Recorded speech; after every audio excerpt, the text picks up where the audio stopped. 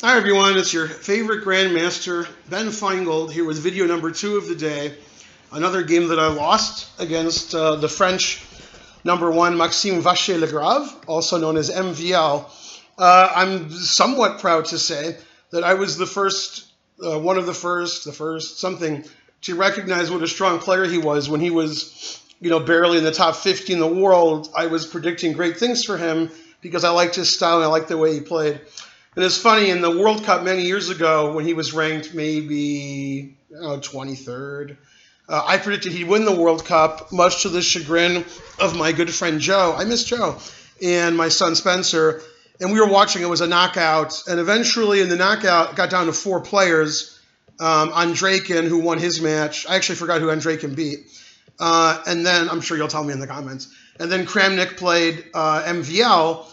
And every round that MVL won, they were like, my son and Joe were like, the next round, they're going to show MVL. And eventually, MVL and Kramnik got to the tiebreaker. And they said, well, I guess if MVL wins the tiebreaker, he's going to beat Andreykin. And, Kramnik actually crushed MVL in the tiebreaker. But I think that's what brought everybody's attention to MVL, that he was going to be a top 10 player and eventually a top 5 player, and actually broke 2,800. In fact, I don't even think MVL knows this, and he's probably not going to watch this video, so he'll never know it. The reason he got invited to the first Singfield Cup, I was told, was because of me. They actually had a list of invited players, and one of them couldn't come. And I always, tell Tony Rich, the executive director, MVL. And he invited Maxime just because, I kept saying to invite Maxime. And he didn't do very well in the tournament. He probably broke even on rating. But he had a really interesting game, which I'm sure you can find, where he was white in his scotch against Magnus Carlsen, and they played a real crazy game, which ended in a draw. Okay, so I'm playing MVL. This is clearly the strongest player I've played in a serious game. You could argue it's the strongest player I've played in any game, although, I've played a lot of 1 minute with Hikaru, and I've played MVL 1 minute. I've played Anand 1 minute and 5 minute. I've played 5 minute with Hikaru also. So anyway, possibly this is the strongest player at the time that I've ever played. Okay, I didn't really prepare for MVL because I figured it wouldn't matter. I'm probably going to lose since I have black. And if I prepare for an hour or two for a 15-minute game, probably on move 3 or 4, he's going to play something I didn't look at, which ended up being the case. He played E4, which I was pretty confident he would play. And then I play C5. I think I know C5 better than anything else. I might as well play what I know. And in this position, MVL played a move I never would have looked at. He played C3. I'm sure I would have prepared for the open Sicilian and for bishop b5, but since I didn't prepare, I didn't care. Okay, so the game went sort of normal channels. And in this position, everybody seems to play the move c takes d4. And so knight takes d4 is unusual. And black seems to have pretty good results with the move e5. I think black scores at least 50% or more. So probably that's the best move. And even in this position, I've played bishop g4 a long time ago when I was doing a lot of studying. And this is a very sharp, complicated line, actually, where white can take on c5 and win a pawn, and white's king is running around. You get to a funny endgame. But since I haven't looked at that in about 4 or 5 years, I figured that he would know it better than me, so I'll just play something simple. Okay, so instead of bishop g4, I played cd4. Knight d4 is unusual. Knight d4 is unusual. He took with the pawn, which surprised me a little. I think every game ever played ever was queen takes. So I guess bishop takes doesn't make a lot of sense because of e5. So, okay. So we just have some random position. Computer says is equal. It's nothing really spectacular going on here. Here, computer wants me to play bishop to d6. I played bishop e7. I don't know. It's probably okay. In this position, I was really worried about how to get my bishop out in c8. Maybe too much so. There's 2 normal ways to play to get your bishop out: b6, bishop e7, and there's bishop g7, bishop c6. But I actually didn't like either one of those. I was worried after b6 he would play queen f3 attacking my rook. And I was worried after bishop d7 he would play d5. And I thought in both cases he got an advantage. That might not be true. Computer was thinking I should play bishop d6 here, which, okay, I'm never going to play. All right, so I quote-unquote sacrificed a pawn, although it was just a blunder, but it's okay. Played knight d5, and he thought a while, and he played a line I didn't see at all, which was to take with the bishop. he takes with the knight, you'll see that his bishop's attacked, and this looks pretty equal. But by taking with the bishop, he actually wins a pawn by force with the move queen b3. The only way to defend my pawn is to play bishop e6, and that hangs my b pawn. Okay, but his bishop on e3 is pretty bad, and I have the two bishops. So it's not the end of the world. I've had worse positions. And the computer doesn't even give him a full pawn, ahead. It says like he's plus 0.3 or 0.35. Okay, bishop e6. I give away my b pawn. I get it back by giving away my a pawn. And the computer doesn't think white's winning here. It just prefers white. In this position, the computer makes a move I didn't think of. And I think if I had thought of this move, I would have played it. It wants to play rook b4, where my rook is defended. If he trades rooks, I gain a tempo on his knight. And if he does nothing, I can probably play rook c4 later and get the c file. His queen's sort of silly on a7. I'm not really worried about him queening yet. I am worried about him queening, but not in the next 5 or 10 moves. So, it's better for white, but black has two bishops and drawing chances. I didn't see rook b4. I played rook c2. He traded off my rook on the 7th rank. And I figured the only way to get compensation with my bishops was to play for a kingside attack, since it doesn't seem like he has anything near his king. So I played h5. Okay, he decided to not only put something near his king, but take advantage of the open c file. He played knight e2. Now his rook's on the nice open line, and his knight's defending. I played bishop d6, preventing queen c7 and rook c7, and also, to attack his king a little bit. Computer wants him to play knight f4 here. Probably he wasn't interested in opposite bishop ending where I have drawing chances. So he played bishop f4. That way, if we trade pieces, my attack's gone, and my bishop on e6 is sort of stupid. On the other hand, it's very difficult to not trade pieces. What am I going to do with my bishop on d6? So I traded and pinned the knight to his rook. And I was surprised by his next move, but I guess it makes sense. I guess if he plays queen c7, I could probably play rook c8, unless I'm missing something. Let's see. That's a pretty funny variation, actually. Queen c7, rook c8, knight e6. I play queen c1 check. I think that's how the game actually finished. I think I beat MVL. Hooray! Oh, then I woke up and apologized. Okay. So he played g3. And I thought after g3 I'd have good compensation, because his king is a little suspicious. Okay, so h4. He still can't take my bishop because it's pinned. And he played rook e1, which computer said was good. I played bishop g4. And, oh, this is good. I'm getting a comment on my YouTube video while I make a YouTube video. I like that. Let's see. I was rooting for you, but yeah, you suck. Yeah, I know. The truth hurts. Okay. So my opponent played queen c5, which I thought was really strong. I didn't see queen c5, and computer only thinks that's like the third best move, though. I think it wants to play queen c7 or even queen a3. The idea behind queen c5 is he wants to take my pawn on d5, obviously. And if I defend it somehow, he can always play rook e5. And, well, his a pawn can be pushed now. His queen's not blocking his a pawn. It takes the c file. Okay, so I wanted to play the move bishop to f3, but then I thought if I played bishop f3, and again, this analysis may be suspicious. If he played rook e3, I didn't see what to do. For example, bishop e4, then he could play the move rook takes e4. That would have been a stupid way to lose. And if I play queen g4 to maintain my bishop, I didn't see what to do against h3. And so I was like, well, if he can't play h3, then my queen can go to g4 and I'm safe. So instead of defending my pawn on d5, I played a move I didn't really want to play, but I thought I had to. I played the move h takes g3. The reason I didn't want to play it is I thought maybe later I could play h3 and try to get some kingside attack. Okay, and after recapturing bishop f3, the variation that I just mentioned actually happened. Rook e3, queen g4, and now he doesn't have the move h3, and my bishop on f3 is pretty annoying. Okay, he played a very risky move here, but it's okay. Played the move knight takes d5, and I figured I have to play on the back rank to attack his king, or I have to play down the h file. Well, I can't play queen h3 because my bishop's hanging. If I play queen h5, he plays knight e7 check and trades queens. So I can't go down the h file, so let's go to the back rank, rook b8. And he thought for a long time here, and while he was thinking, the only move I could find for him was knight c3. If he plays rook e1 with the intention of stopping rook b1, then my bishop's not attacked, so I could play queen h3. And after thinking a long time, he did play knight c3, which stops rook b1.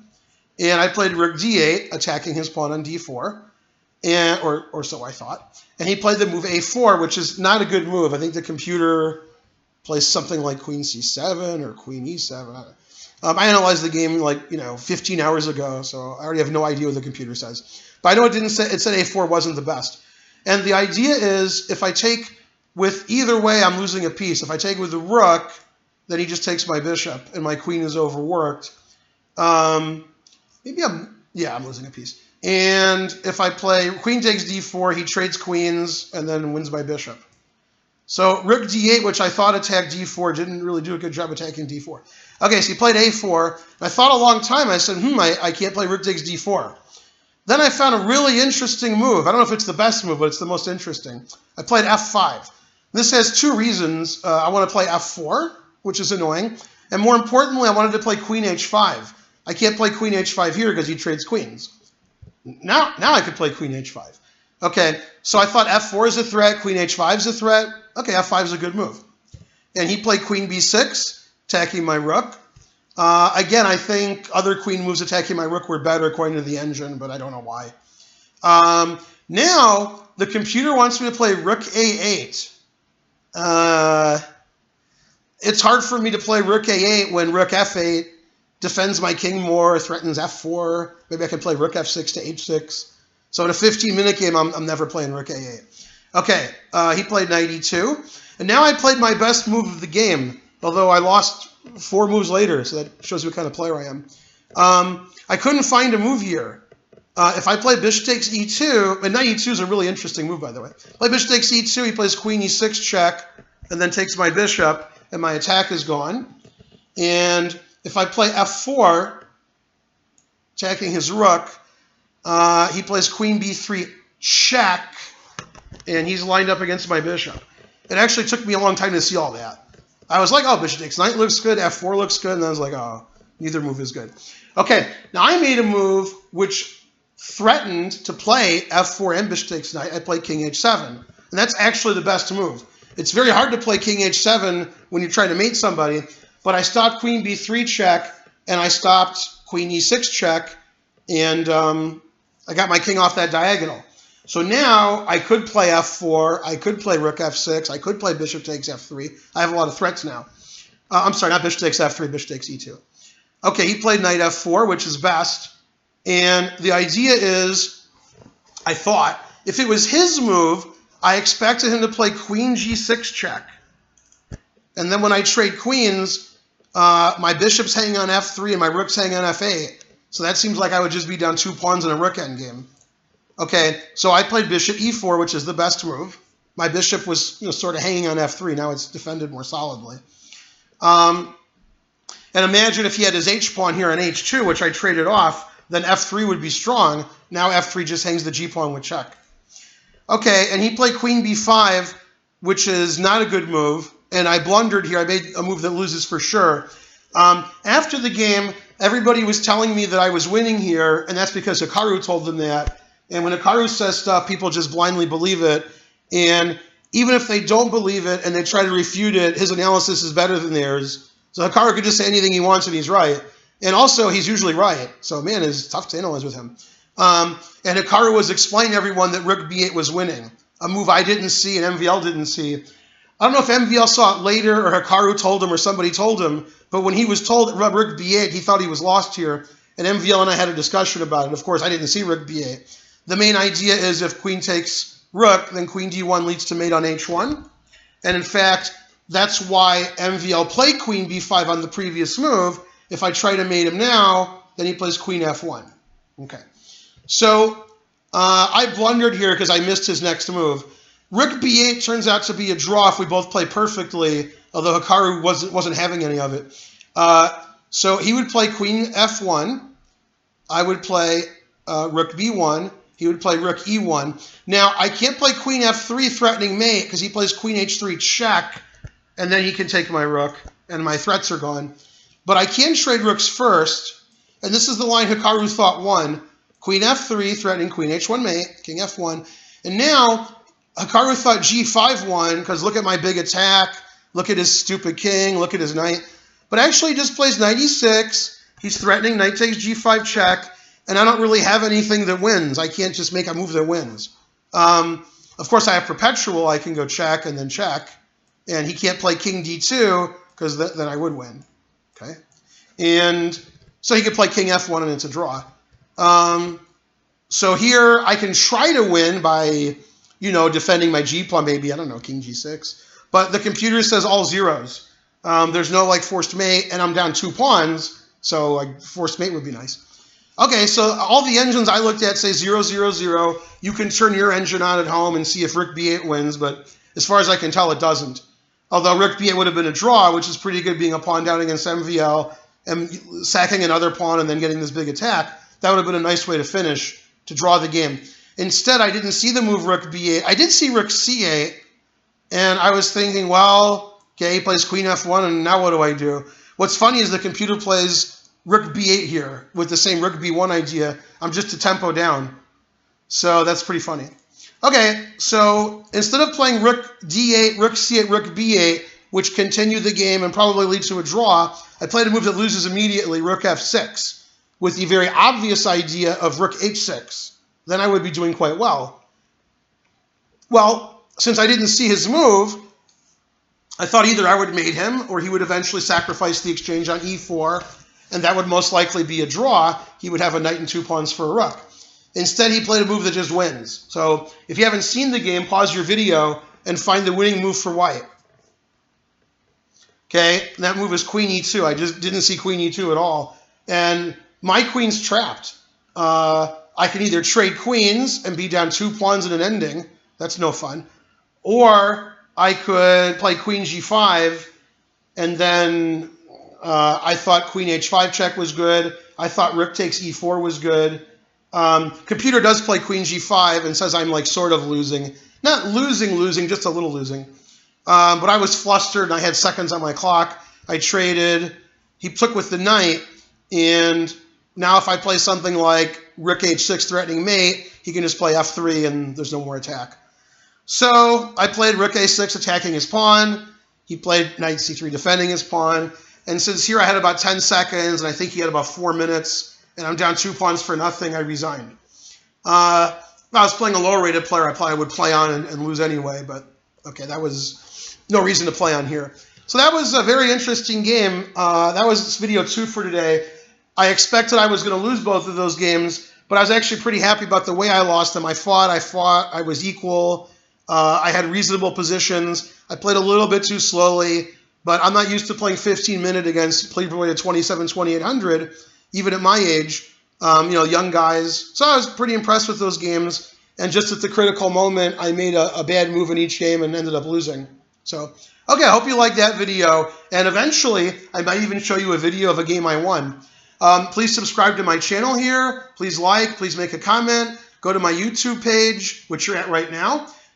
Go to my Facebook page. Go to my Twitter page, Chess Club and Scholastic Center of Atlanta. Like everything. If you like my videos and want to see our Chess Center succeed, please go to the website, www.atlchessclub.com, and consider making a donation. Thanks, everyone. Stay tuned for video number 3.